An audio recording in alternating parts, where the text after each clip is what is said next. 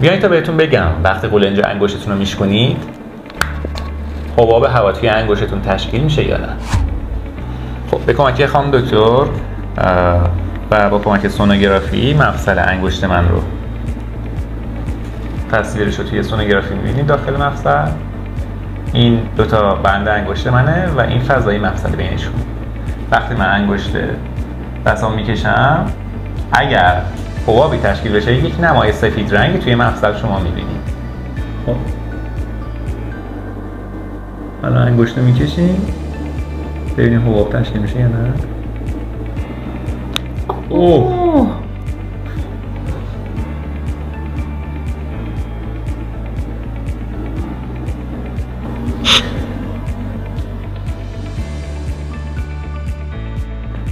برای اینکه بدونید که تشکیل این حباب و این صدا باعث ایجاد آرتروز توی